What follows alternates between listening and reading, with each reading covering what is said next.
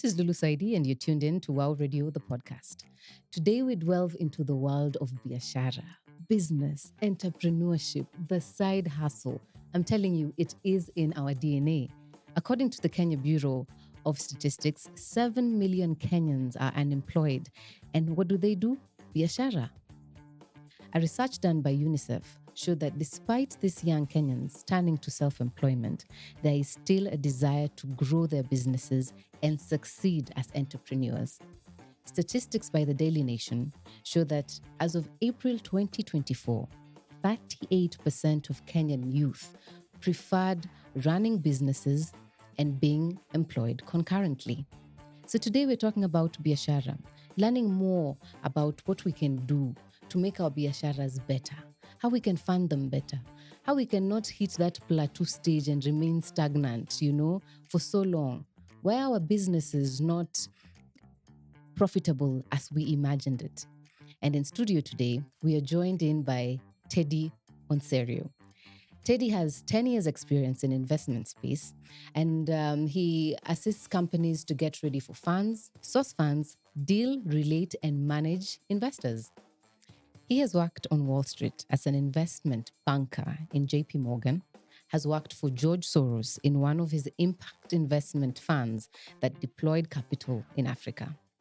Teddy Onserio, karibu. Thanks, Lulu. Nice to see you back. Yeah, nice to see you. From the people I met, they're like, you need to have this guy. This guy has he understands biashara so well, and I don't even think I've done enough justice to your introduction, have I? There's still more that you do. You wear so many capes, don't you? Well, that's good. But now that I moved back to Kenya, of course, now I'm in a different assignment.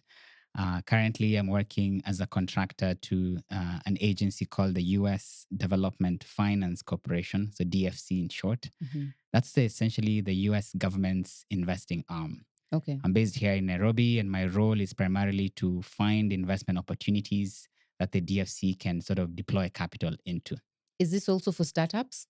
Yeah, so it depends how we define startups, and I'm sure this will be part of the discussion today. But a startup could mean many different things. Okay. It could mean somebody with an idea and Yeah. you just started yesterday, Mhm. or it could mean somebody who has run a business for 5 years and they're generating revenue and they're looking to expand. Yeah. So when you think about the continuum of raising capital, Yeah. if you just have an idea, you go look for angel investment. So and somebody just believes in you, you call them angels, and they Okay. give you money to sort of Okay. flesh out your idea. Okay.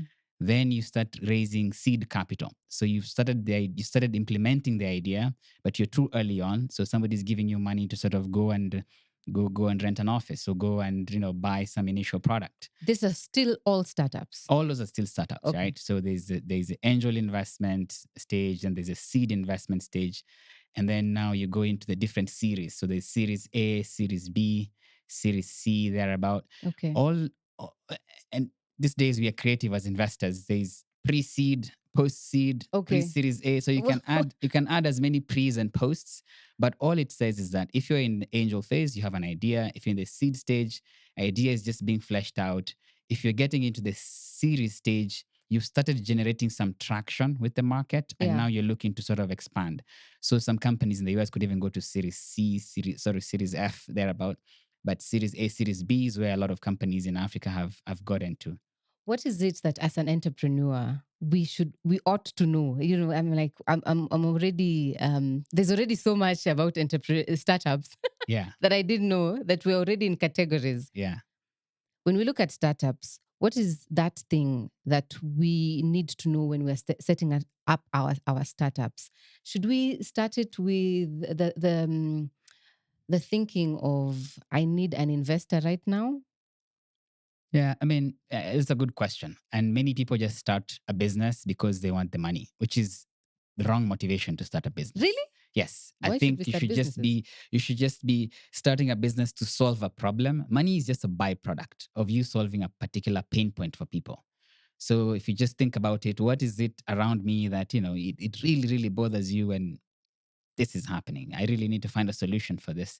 That is the kind of spirit that I believe successful entrepreneurs approach this game with. It's interesting for you to say that, because when we look at entrepreneurship in the country, it stems from a lack of employment initially. Yes, we have that spirit of entrepreneurship in us, you know, Correct. Yes. tunataka tujiajiri, we want to Yes. be our own bosses. But then that the first nudge is usually you need to work, you need money. But you're telling us that that's not the correct way to go about it. Yeah, but why should we think that entrepreneurship is the reserve of people who lack better options, while our counterparts, maybe in other parts of the world, will be dropping out of Ivy League schools to start businesses? Because that's our reality. Yeah, but entrepreneurship at the end of the day is also prestigious. It's tough, right? Yeah. But it should also be viewed like any other sort of challenge. And it's a privilege really to be solving a problem while getting paid for it and being your own boss. Yeah. So even for those of us who have jobs, even for those of us who have, we have options, if there is an opportunity to be an entrepreneur, we shouldn't disallow these people to sort of become entrepreneurs because we're saying it's a reserve for those who lack other options. Yeah. Now, granted, now, if you take it back, joblessness, of course, here is a big problem, and people will always revert to, going to start a kiosk somewhere or going to start, a business of selling. I think many of my friends these days sell utensils, etc. Oh, There's always something you can do, right? And Yeah. it's a Kenyan spirit, maybe African even, to do more than one thing. Yes. But I want to be clear that the entrepreneurship I want to talk about is that where people actually do it intentionally with focus and they put their all in it, right? Yeah. Not the banker who has a side gig of being a farmer. Because yes, that's nice, but I Yeah, totally believe in being what we do. fully hands-on and giving it your all for you to be able to get any benefit of But you know, the entrepreneurship. problem with that is that where's the cushion? Where's the cushion if this fails?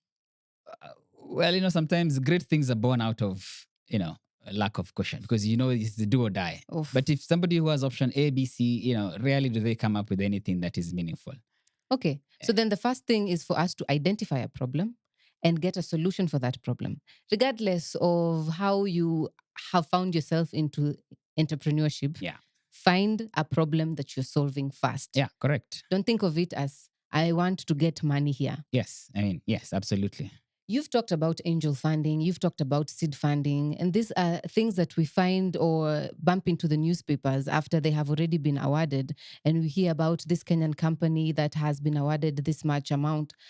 How do people position themselves to get to know that there is angel financing for my idea to Correct. begin with? Yeah. And let me take a step back. So I'm in a particular realm of finance that we call development finance, Okay. which means that, I'll be looking for opportunities that foster the development of a particular, people, country, or whatever. Um, when you're thinking about starting a business, you'll always first get capital from either your own savings, your family, or your friends. Yeah. Sometimes they say the first people to give you a check is the FFF. That's the friends, family, and fools. Right. Okay. So those are the people who will give you your first idea. You just go tell your mom, hey, I want to start doing X. She may not even understand what you're doing, Yeah. but she just give you the money, Yeah. right? And your friends and sort of people who also think you're doing something good, but maybe it's not. Those are the fools. Now, sometimes you don't need much to start, and I think entrepreneurs who start with the funding first always end up failing because i- it's a game of valuation. So, What does that mean? and actually, let me take Valuation. another step back. Okay. There's different kinds of funding, right? When you're looking to start a business. Okay.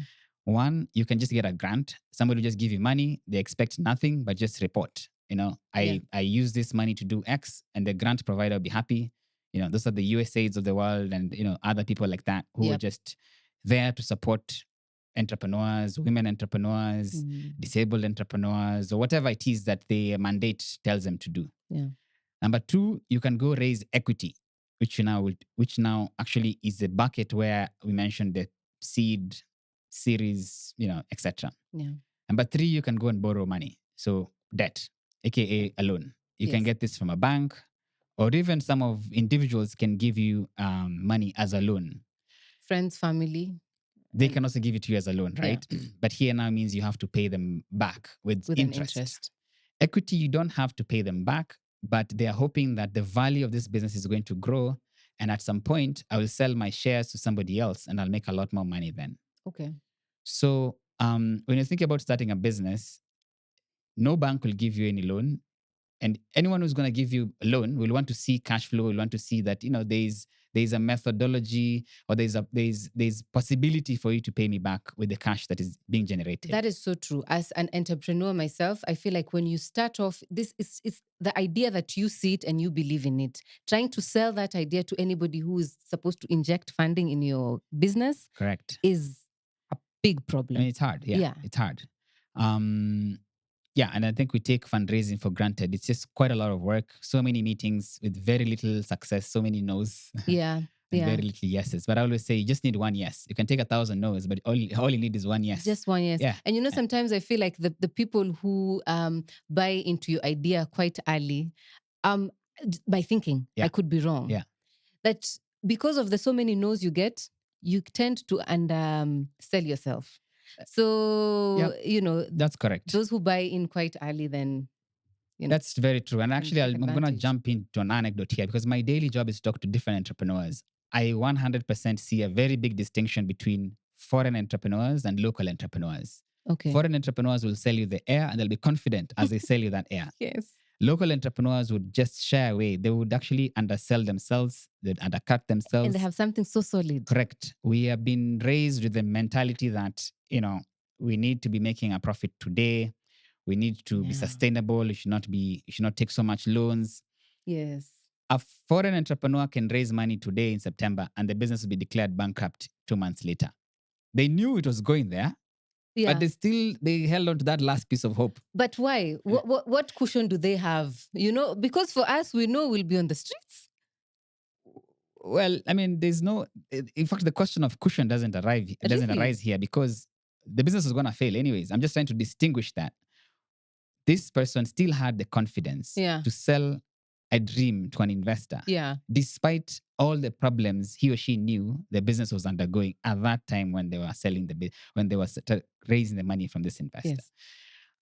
For a local entrepreneur, oftentimes, if they start seeing things are not going as planned, They give up. you start giving up. And when you give up, nobody else can believe in you as well. So Yeah. you basically, it's like now it becomes a downward spiral, and that's unfortunate. Now, I'm not saying that one is better than the other because sometimes this entrepreneur who is overzealous, overconfident, will exaggerate some things. Simply put. Yeah. If you're that investor who gave that last check and then the business went under just shortly after, sure, you're going to be very disappointed. Yeah. But that's just entrepreneurship. I've come to learn that entrepreneurs are people who everybody can give up on you, but let it be that you're the last person to give up on yourself and to give up on your dream. Because you're the vision carrier and you're the only person who can really understand and visualize what this could become. It's true. Yeah. It's true. That's so powerful. I mean, hearing it myself as an entrepreneur, I almost shed a tear because it is true. Sometimes people don't see it. Correct. Yeah, absolutely. And you just now need to find, there's so many things we can talk about, but one of the aspects here is that entrepreneurship is a very lonely journey. And you should be able to find people around you who believe somewhat, believe in your dream as much as you do. Okay. Because you always need to go deep into that well and get nourishment and remind yourself, why are you doing this? Because it becomes very difficult, and the number of times you'll want to quit are many. So you just need to find a way to sort of go and recharge and remind yourself why this is important, why this is likely going to happen at some point, and keep going. Okay. And so back to the where are these findings? Correct. Yeah. Now that we've distinguished, there's grants, there's equity, there's debt, and there's other things, there's other variations, but those are the fundamental things, right? First is to determine what is the right capital for you at what point in your growth. I said we've already eliminated the fact that nobody will give you, we've already eliminated debt because nobody will give you money when you're starting. So now you have grants and equity when you're trying to start. Now it depends on the sector. There's some sectors that are darlings for grants. So if you're in agriculture, if you're a woman entrepreneur, Tech. if you're in, tech, there's many sectors because grants at the end of the day is just some benevolent, just a philanthropist who says, I want to have an impact. How they define impact is up to them. It's a personal prerogative. So they can say, I just want to impact young girls the age of 12 to 14. That's what my life's goal is. Okay. Another person can say, I want to support young women entrepreneurs, between 20 and 30. So you just have to find now pockets where the grant objectives align with the kind of business you're trying to do. Mm-hmm. Once and this, how do you find this? Go on LinkedIn. Look for sort of organizations that are working in the sector that you are in. Okay. There's some that are focused on, say, promoting democracy, promoting civil engagement, promoting free speech. And these are all, potential opportunities, maybe if you're starting a podcast or whatever it is that you're doing in that related field. Okay. Whenever there's an event, attend those events. Because now And you find them also on LinkedIn?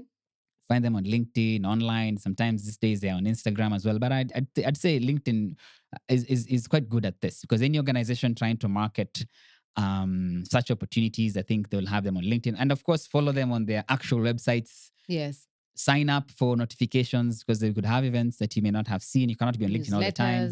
Newsletters. Just basically, my email is always full. I always have a lot more emails than I can read, because I'm always signing up for everything. But right? then this sounds a little bit expensive, especially the events. And No, then they events. ask for like you have to, for an individual, it's like 10 G's. You're like, I'm looking for that 10 G's to start this idea. Well, I mean, events are free, most of the time, especially Oh, if they're really? especially if you're in your neighborhood. You don't have to travel to go to, wherever to attend this event sometimes. Just start with what is around you. Okay. And I always say, money is never a blocker for anyone who has passion. If you see, and maybe it's in London and you want to go to this event, it's the perfect event. Email the organizers, explain your situation, tell them, look, I really want to Wow. come. Here's what I'm doing. I feel like I can add value. I can even maybe moderate a session. Is it Wow. okay if I can get? Do you have complimentary tickets? Once you get that, you're halfway there. Now you're looking for a flight. I Now, like now that. you're looking for accommodation. Look at your friends on Instagram. Hey, I'm in London. Anyone there? Can I crash on It's your couch? true. You just Like, want to crash for a few nights. I always say money cannot be a blocker for anyone with passion. And anyone who gives me a reason of like I didn't have money, you are not passionate enough, I'd say. I think it's very refreshing to hear that. I usually say that the downfall of us human beings is that when the door closes, we want that door to open, Mhm. but we forget that what we want is to get out of the room. So you Correct. can get out of the room through a window. There could be another door. You could break a Exactly. glass. Exactly. What you want is to get out, Yeah. not to get out through that door. And exactly what you described is the essence of entrepreneurship. It's finding ways, because you're gonna find you thought this was the plan and you realize, oops, it's not working. Yeah. Well, you may stop and say it's over, but an entrepreneur should find other ways. It's, Yeah. as they call it in pivoting. You should pivot. It's you know, true. and find other ways to achieve the eventual goal. And I think when it starts from, like you said, it should start from what is the problem, what is the solution, because that is how you're going to get innovative. Correct. But if you think of it as the problem is I don't have a job, I don't have money, then you won't have money for London trip, you won't have money for any event, and then bus, there you are. You can't Exactly. move. Exactly. And so if you find, so back to these buckets, if you find, if you find these opportunities where you Yeah. can, just be in these spaces, and you just, if you're at an event, then make sure people know you are in that event, and people know also, this is my idea, Yeah. and this is how I'm trying to implement it. Yes. Because that's not how you attract, supporters. Somebody can come and say, oh, actually, I was thinking about that. Yeah. Or they'll say, oh, have you actually met company X? They're doing the same thing in Senegal. So you can now start amassing people around you who can help you formulate your idea better, improve on how you can, implement on this idea, etc. Then you can now start thinking about equity. Okay. But equity now is where now you'll be selling shares of your business in exchange for the money. And is that a good idea? Sounds a bit dangerous. And there's always pros and cons to all of these options. Even the grants have their own demerits. So there's always pros and cons to all of these options. For equity, it's sometimes it may not even be, when you say, is it a good idea? Sometimes it's just a necessary idea. It doesn't have to be good or bad. Yeah. It's a necessary pill you have to take. But the idea here is that one, focus on finding the right people. There's right people and there's right capital. So focus on finding the right people, because money is just money. I Yeah. can give you 1,000 here. somebody in the street can give you 1,000, but my 1,000 may be better because I can come with a lot of ideas about how to improve Okay. this Wow. business, right? Yeah. So not all money is equal. If you Okay. have the option, or if you have the agency to choose who you're getting the money from, for sure go with people who can support your business beyond the money. Okay. And we always bow down to investors, but interview them as well. It's like, oh, okay, how do you see Mm. this idea, and how do you see you plugging in into supporting this idea? Go further. Of course, you may not do this for your angel investors because at that time you really need the money. Yeah. So it's a balance, right? You Yeah. need the money more at that time. Then as you grow, if the idea is catching pace, you may now have the agency to decide and choose who you on board as an investor. So here now you'll be looking to give a portion of your company, say 20%, in exchange of a certain amount. That is a whole other process. And what percentage you determine, now that's what now we call valuation. Yes. That's now where you say my business is valued at 2 million. And who values it? Valuation is an art. It's never a science. So which Okay. means there's so many elements that go into it. One, it could be, what is the potential of this idea? Where do you think this idea is going to be in 5 years? So if I'm going to give you $10,000 today, what do I think this $10,000 is going to be worth in 3 years? And then I work backwards, right? Yeah. And I can determine, well, if I think this thing is going to grow to 10x or 3x, okay, like three times, so 30K, or like 10x, so like 100K, I can now work backwards and say, well, if I really feel confident it's going to be 100, my 10K is going to be 100K in 3 years, I can value a business at 50. And this I is don't, right is now. is something that I can do on my own as an entrepreneur, or do I need a professional valuer? No, no, you cannot do that on your own. I'm Okay. assuming if you don't have the background in finance, or if you don't have people around you who are in finance, you should not bother about that. Okay. Find spaces also that can help you think about valuation. There's friends you have who are working in finance. There's a lot of places called accelerators. Accelerators are, just, should I say, organizations that find people with good ideas. Mm-hmm. They give you a check for a Mm-hmm. certain amount, Mm-hmm. and they give you so much training. Yeah. They help you value your business. They help you in terms of thinking about your staffing. Yes. You should hire maybe a CTO, a chief technology officer, or you should hire a finance officer. You should hire, Oh. they basically help you analyze who do you need on your team to deliver on this idea, Yeah. now. Yes. They'll help you think about valuation, because the fact that they're giving you the money and in exchange of a certain amount, it's also, that's in itself is valuation. Yeah, they valued your business at a certain amount, and they can explain to you how they're thinking about that valuation. Yeah. There's very many ways. One is just, like I said, it's just what's the market opportunity, what's the potential. Two, why do I really believe in this entrepreneur? Sometimes really good entrepreneurs can carry a premium. So let's say you've started three businesses of similar nature before, Mm-hmm. and now you're doing the fourth one with a small Oh. tweak. That Okay. person is likely to command more valuation because, hey, And it's we were told that a jack of all trades is what is it?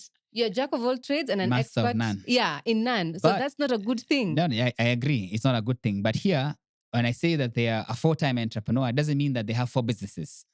Usually they have started, sold.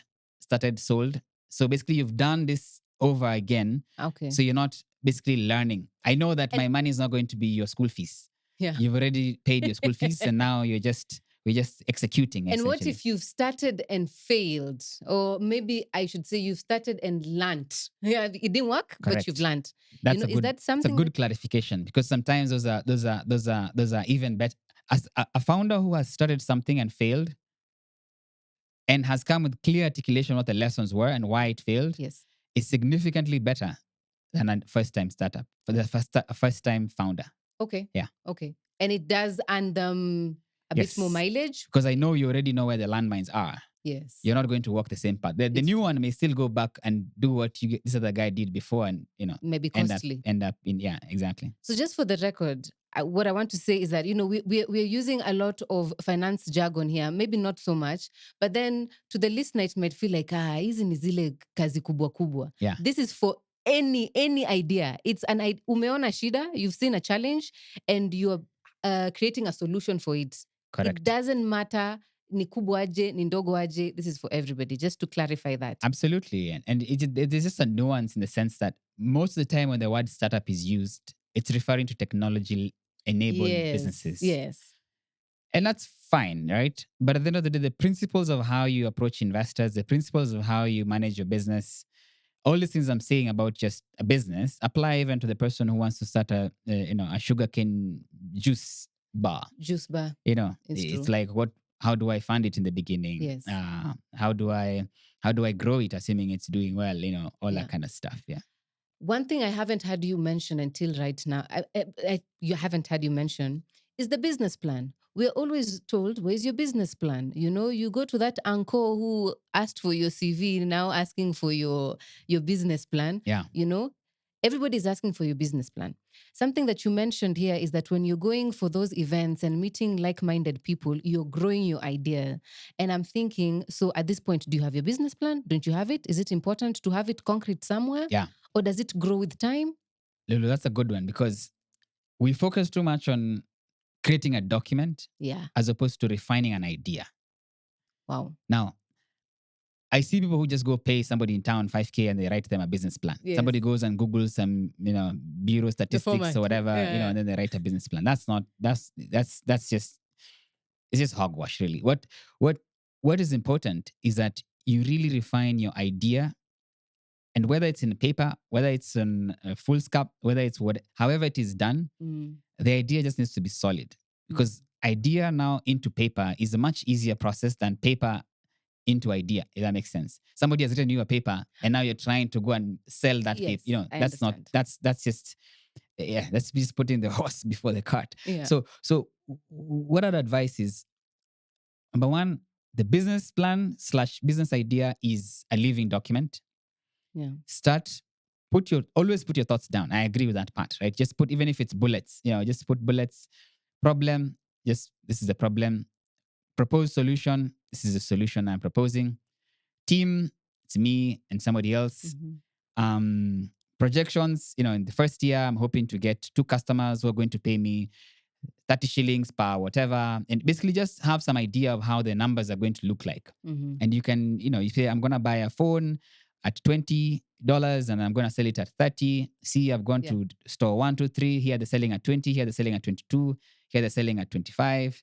So an average of 20, an average of 20 is possible. Basically show that you have done the work and that you actually, this is somebody who is interested in actually testing and retesting their idea. Yeah. Not just writing something on the document. Then as you go along, you go to a conference, somebody tells you, oh, this thing you're proposing, but those phones are 20, they don't last. You should go find phones that are at 30 and they come from India, because those ones are better than these ones that you want to sell. So now you start thinking, somebody's challenging your idea. Yes. And you can now go and refine and continue, improving and iterating. That, I think, is a mark of a good entrepreneur. Just always be open to feedback, and always be, of course, always have your thoughts in order. Like, that's what I was saying. The form is irrelevant. It could be a PowerPoint, it could be a Word document, it could just be notes on your phone. So when the investors ask for our business plan, are we giving them the notes on our phone? No, I mean, at that point now you can refine it, and but at that point, whatever you'll have on your phone will be so refined. Yeah. Converting it into a document for an investor is a 30-minute job. It won't be a lot of work. So don't focus too much don't focus too much on the document. Focus more on the idea, and focus on meeting people in person, especially when you're younger, because people are not going to give you money because of how good the idea is. Trust me, whatever you're thinking about, somebody has thought about it.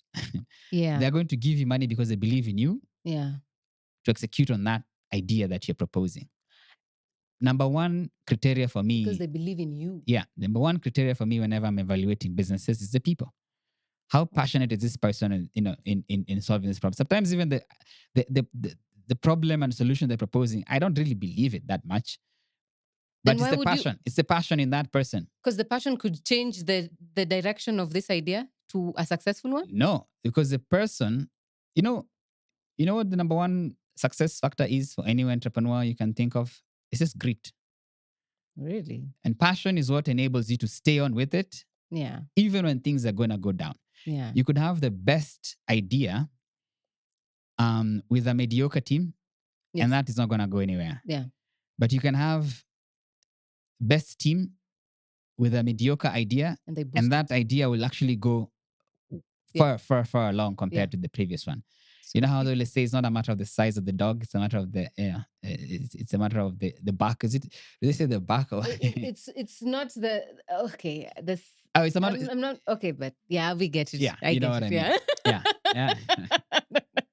We are together. Yeah, it's a fight that they have. But Yeah. yeah. So I think the team is really, really critical, and that's why it's People. important.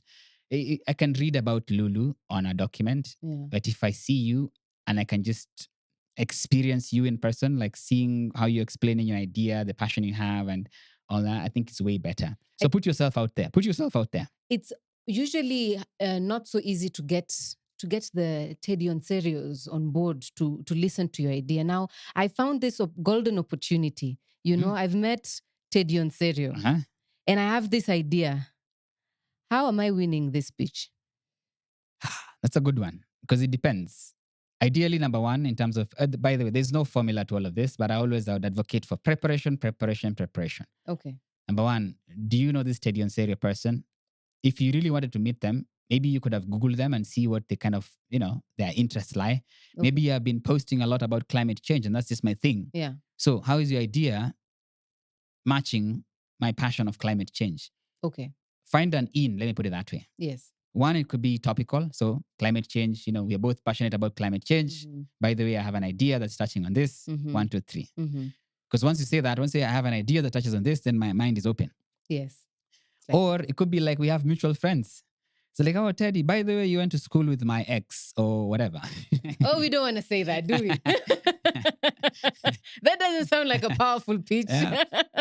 Don't bring that up, actually. No. Let bygones be bygones. Yeah, but yeah, you can just find people who actually are mutual contacts. Yeah. Ideally, if it's somebody who is actually closer to them, the better, because that means they're like, oh, I may not even believe in anything you're saying, but kwa heshima ya nani, I will listen to this one. That's the least I can do. Yes. So find that, and then there maybe Teddy made a pitch on stage. Yeah. You go say, oh, by the way, that was excellent. I really enjoyed how you described 1, 2, 3. Or I enjoyed your opinion about X1, XYZ. Yeah. So find a way to just open the door, not just showing up and number one is just like, hey, by the way, can I tell you about XYZ? Yes. And it might also take time.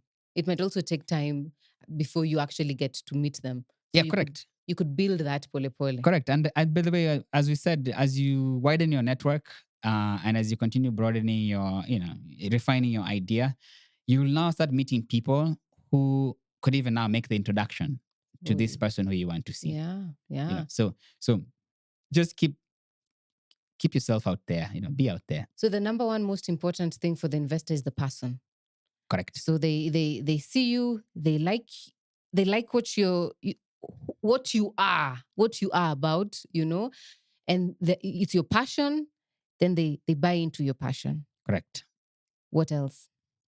So there's many other things that fall under that, but those are the critical ones. Those other things are all irrelevant if the person is wrong, and that's why I really underscore this this idea of people. And now, if you're going to bring somebody else into your business, ensure that they're actually the right person. You may never know, of course, but just do all you can to ensure that this is the right person in terms of complementing your skills. Yeah. Because you may say, look, I'm just artistic.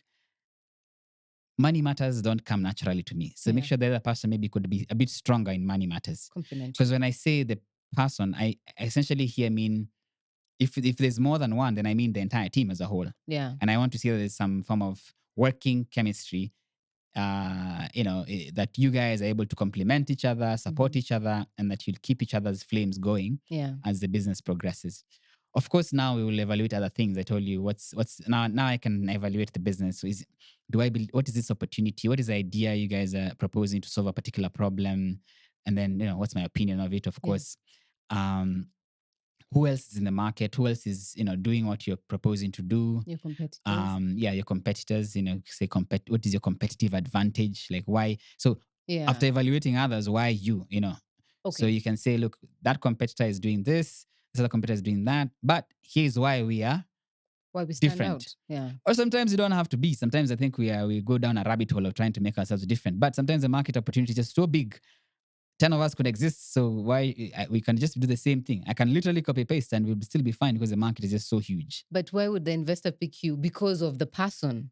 Yes, because of the person. I believe in your ability to go and capture the, even if I'm saying that the market opportunity is so big, I believe in your ability to set up a good business and set up, an entity that is going to take advantage of this market opportunity, because it could actually be a very big market opportunity, but you guys are just, I was gonna say, useless, but Don't say that. No, entre- no, no entrepreneur entrepreneurs are not useless. is useless. It's a very demanding task, and I think Yeah. that's another thing we'll touch on. But point there is, the people point is a constant. These other elements I'm describing are just things that we also evaluate, and they're critical. I'm not saying Yeah. they're not critical. Yeah. Um, but one make or break for sure across the board is just who is the entrepreneur, Yeah. and do I believe in what they're trying to solve. Now we've started this business. We've maybe had the investor on board, and we hit that plateau stage really fast. And when you look at so many biasharas that have been started by Kenyans, is that we've started selling clothes in Africa Mali, in Akata, maybe rates zimeenda skyrocket, we're bringing mitumbas, but now it's too expensive to bring mitumbas, people are not buying mitumbas for that much. So now we've hit that plateau stage. Sometimes this plateau stage is affected by external factors that we have no control of. Sometimes it's just maybe the way we do business. I've been learning and learning and learning about how to start different businesses, but I'm not getting there. Yeah. What is the reason? I think that last sentence you said is critical. I'm not getting there. Yeah. Because number one, entrepreneur needs to know what is your there. Like, am I starting this business to become the largest, clothes seller in East Africa? Am I starting it to become the largest mtumba dealer in, Gikomba? Yeah. Am I starting it just to have 5,000 shillings extra in my pocket every month? And that's good. So the there is very different depending on who the entrepreneur is. Okay. So when you say plateau, that person has reached where they want, if you ask me, because yes, there's issues that come here and there. But you remember how I was saying money is never a problem for somebody. Money can never be a blocker for somebody with passion. Mm-hmm. If really your goal was to become the number one seller of secondhand clothing in Kenya, Mm-hmm. then the plateau phase, there's factors that will cause it. Is it that you just don't have enough capital to bring in more bills? Yeah. And that can be solved. Then you go out and start looking for that capital. Yeah. What I think I see in many businesses that reach plateau, especially for local entrepreneurs, capacity.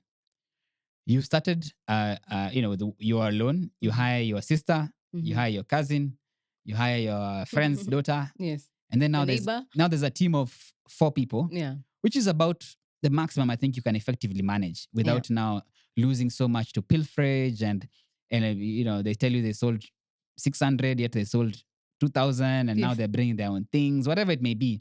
As soon as now you're managing other people, if you did not invest in the capacity building, if you do not invest in systems and processes, you're not going to scale.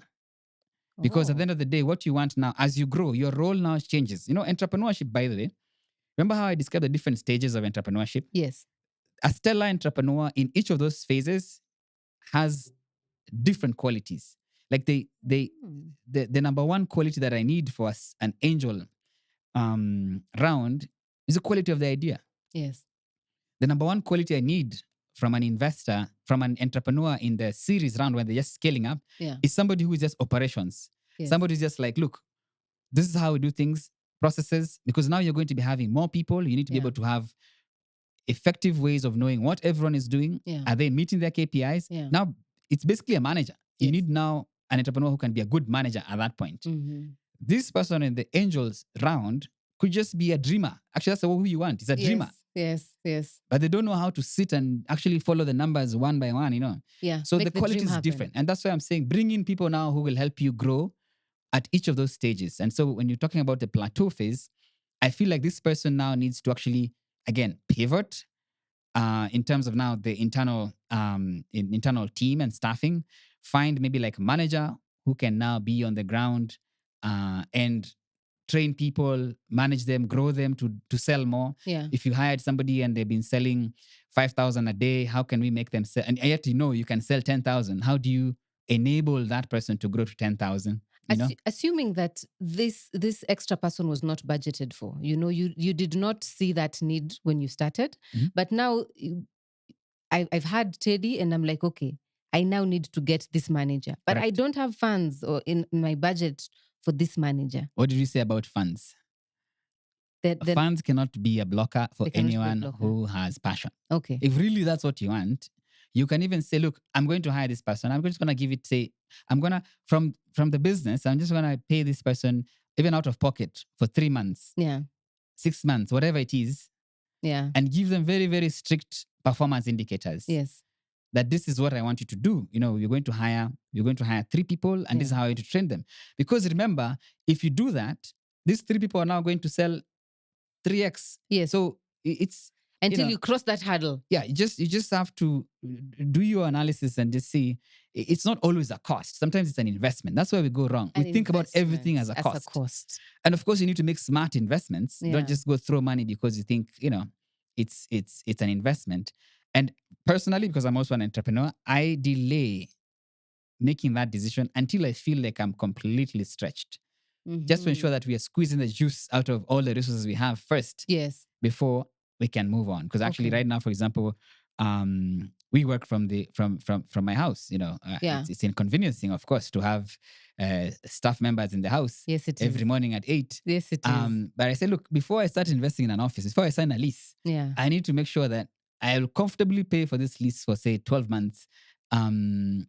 And not have to worry about where my rent is coming. And then ask myself, is this the number one problem that my business is having? Is it really rent? And I say no. No, it's not. So I say then let's focus on the number one problem now. Yeah. We will get to this other problem later.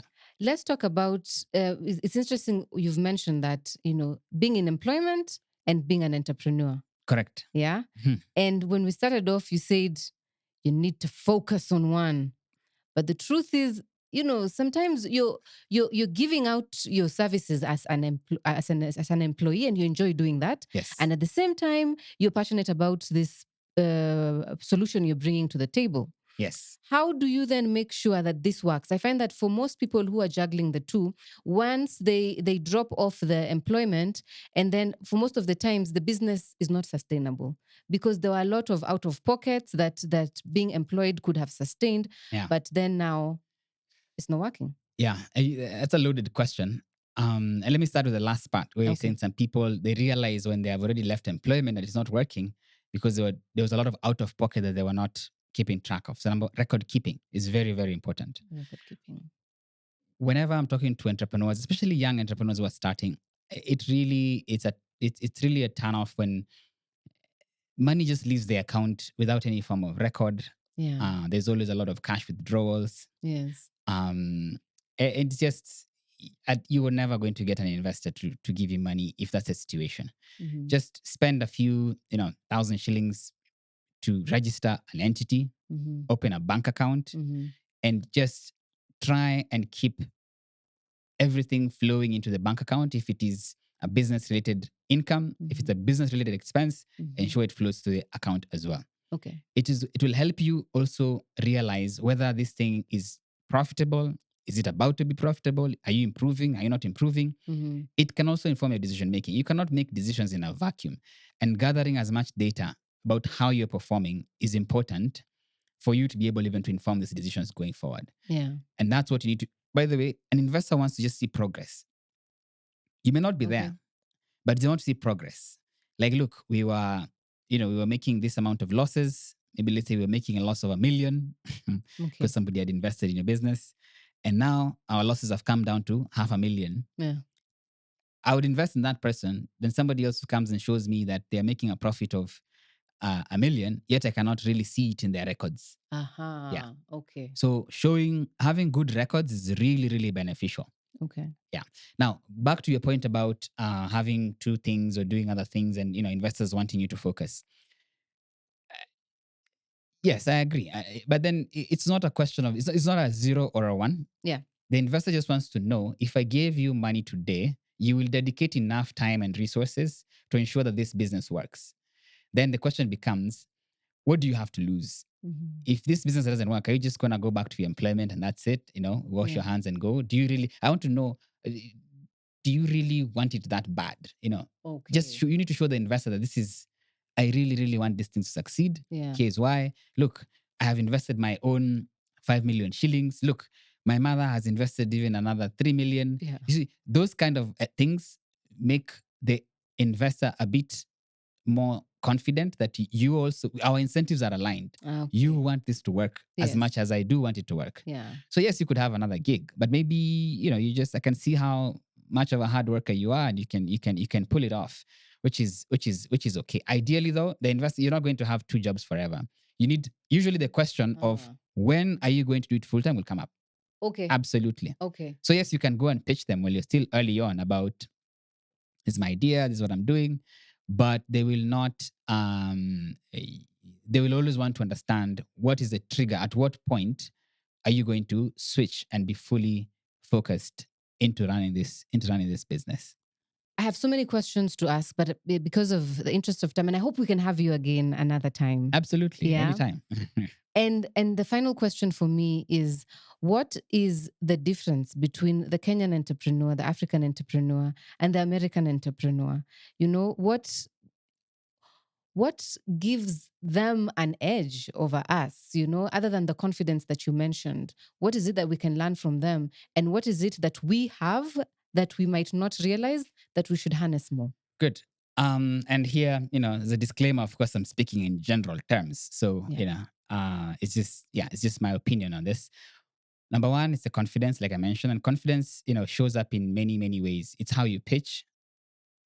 It's the belief that you could have in an idea. Mm-hmm. Okay, let me not say the belief you could. It's the belief that you portray to have. Mm-hmm. Because sometimes you could believe in this idea 60%, but when you're talking to somebody else, you're showing them that you believe it 110%. Okay. You're like, you know what? Okay. I believe in myself to figure it out. Yes. That kind of thing. Yes. So I feel like we need just to have a lot more of that as local entrepreneurs. And then number three is just lack of shame. Mm-hmm. How many of your friends do you know have businesses, but you have no idea what the business? You just know that they sell, they sell utensils. Yeah. Whether they're making money, making losses, how much profit exists, you have no idea. You don't know. We don't talk about this stuff to to people around us. And to an extent, the business is a status symbol. Mm-hmm. Am I the The only one? existence of it. The existence You of could be it. struggling Yeah. financially, but you just say, look, unajua kuna biashara ya vyombo, Correct. Yeah. it keeps you Yeah. above the rest. But I feel like talking about this stuff, lack of shame is really, really powerful, because the more you talk about this stuff, well, I'm not saying you go and just talk to anyone and everyone, but I feel like there's ways in which you can test if somebody is willing to listen. You can throw in a sentence or two, and some people actually be very intrigued. Yes. And you'd realize that person could even have given you money to help you grow your business. They could have given you an idea or two. They could be your customer. Yeah. They could introduce you to somebody else who could do these things I'm saying. Mm-hmm. So just don't be too clingy to your idea and to your business, that you lock away potential partners in your friends, even in your close circle of friends. And that's the last point I'll say there is, we are very stingy. We do not want to sell equity. We do not want to bring on board partners. Just like when nipate tu loan ndakurudishia, even though the business is not kwa sababu necessarily, itakuja ikuwe kubwa alafu kuingie politics hapo yeah, but hatutaki. you'd rather have two of you and grow the pie 3 times, as opposed to just being alone and the pie just remains to be small. It's true. Yeah. And now, let me add another differentiation which I really, really observed. Now, this is between local Kenyans and Indian Kenyans. Yeah. I have visited several businesses. Yeah. Now, this, most of the manufacturing businesses in this country will be Indians. Yeah. In variety of sectors. Mm-hmm. One thing I really noticed is that we have very poor succession and very poor corporatization of our businesses. Mm-hmm. So corporatization to mean this basically running the business like a formal business. We still run it like just a family thing. Yes. And in that regard, it means there's a patriarch, there's a matriarch. Those two people are the ones who run the business. Yeah. If they show up in the office, they can just tell you, hey, give me 50K, Yes, that's it. No accountability You for see, that what kind the of money is thing. going to. We just need to have corporatization and then hire professionals to run, different departments. Yeah. Hire somebody to run finance, hire somebody to run, marketing. Hire professionals. That's the only way you can grow the businesses to the next level and put it in a situation where um, it can be an asset to your generations to come. And speaking of generations to come, it's very clear, whenever you visit these different businesses, we locals somehow, especially if you're in, let's say the Juakali sector, you have a spare parts shop or whatever. Yeah. It could be big. You're generating millions of dollars. Yeah, a bakery business. But you do not want your children to be involved. Your joy is your son or daughter. Your joy is for your son or daughter to be in London working for, I don't know, Yeah. a bank or Yes. whatever, or even here in Kenya working for KCB Bank. Yes. Yet they could be giving you way more value in your business Yeah. and helping you grow that business. But how comes that when we look at this big family owned businesses by the locals, like you've put it, they end up in family wrangles? No. So again, corporatization. Because wrangle is just a question of like, oh, have you ever seen people fighting with agreements in place? They're saying, look, the agreement says this. No, they're always like, look, I'm the son, I'm the daughter. It's it's family. True. It's basically it's personal things. It is permeating it's the made business. personal. Yeah. So if you formalize things early and it's like, look, hello Lulu, you're my daughter. Here is your 30%. Hello, Brian. Yeah. You're also my son. Here's your 30%. Yeah. My wife, here is X. Everybody very knows clear. what the Decisions, we know how decisions are made. We sit Parties. every quarter, we Yeah. decide. You have a vote, I have a vote. So we decide. If you Yes. run it like that, you're not going to end up in these squabbles, right? Okay. Now, I see the opposite in Indian businesses. And that's why Indian businesses, I guess, they stay for long. Oftentimes I show up. First of all, the son or daughter studied what was relevant for the business. Yeah. So your dad is in pharmaceuticals, you went to did pharmacy or some, uh, biology or something related. Yes. And then when they are done, they work, maybe get 2, 3 years, 4, 5, whatever number of years of experience, and they come back to the business. Maybe they can maybe sit at the board or they give an actual role. Sometimes I sit and ask a question about a particular unit, and the dad is like, I don't know, points to the son. Yes. This is a young, say, 28-year-old. Mhm. And that's inspiring because from my friends who have parents who are in business, rarely do you even see them involved in the business It's true. at all. It's true. So I think for those people now, for those entrepreneurs who are now, older, or if you're, in a situation where you have parents who are business people and, don't wait for them to be normal and then the business starts crumbling or you start fighting. I Yeah. think starting to be involved, be in the know, understand how things are done, Yeah. I think is important. And then we can now corporatize these businesses. And that's how we can build conglomerates, not just a business that is started by somebody and then Yeah. dies when they die, right? We need to It's now build true. sustainable businesses that can even go beyond Kenya, right? Yeah, and, Yeah. and maybe also our cultures za kuogopa. Sometimes you're like, I don't know, maybe the folks would feel that they're making you lazy or you'd want to oust them from the business mapema. Maybe it's also a mindset It's a that mindset thing for sure. we need to Yeah. unlearn. It will slowly change. Yeah. Thank you so much, Teddy. We have learned so much. I'm really interested also to know how we can make our businesses family businesses, And I'm thinking about myself as an entrepreneur. I'm thinking about my daughter. I'm like, would she want to go study what I'm doing? Am I being selfish by letting her go, pursue my dream further? And maybe these are things you could help us think through. Yeah, I'll give you a quick example on that. Just because you asked, one of the families I know, can't tell you what they're manufacturing, but they were starting. He was going to form a new factory somewhere down Naivasha. Yeah. And he was telling me, look, Teddy, this proposal I just gave you, I've sent it to my son in Canada. He's an undergraduate. Yeah. I told him to analyze what it would take for us to do the same thing in Canada. Of course, I'm not going to do it in Canada, Mhm. but I just want him to start getting into the mindset and the mind frame of, okay, this is the business we are in. Yeah. These are the, basically, this person is reading the business plan. Yeah. Essentially, now they are kind of forced, quote unquote, to read the business plan. Yeah. And they start now, you know how they say you always see what you're looking for? Yes, it's true. So now imagine you have all that information. Yeah, you're manufacturing, let's just say they're manufacturing books. Yeah. You're manufacturing books. Yeah. So if you see a Canadian company that is manufacturing books, Oh, you're that like, piques your interest. Yes. So they cultivate this interest from early on. Mhm. You don't have to force them. You don't go study X. No, but if you just expose them. Yeah. Our parents don't give us access to the business. They don't tell us how they make money. They don't tell us what the profits are. Yes. We culturally don't talk about money we don't with talk our about parents. it. Exactly. Yeah, it's So true. show them, this, open the books, open everything. Yeah. Because that's the only way they can actually you can start picking their interest Okay. for them to join what you're also doing. Wow, Teddy, thank you so much. A well of knowledge, this guy is. And I do hope we can have you again. Let's talk more about family businesses. Let's talk more about our businesses and how we can scale them further. People, if you have any questions for Teddy, please do let us know and let us know what topics you'd want us to address. It has indeed been a pleasure. Asante sana. Thank you so much, Lulu. All the best with the WOW podcast. Thank you. Yeah, Thank thank you. you very much. You're tuned in to WOW Radio, the podcast. Thank you.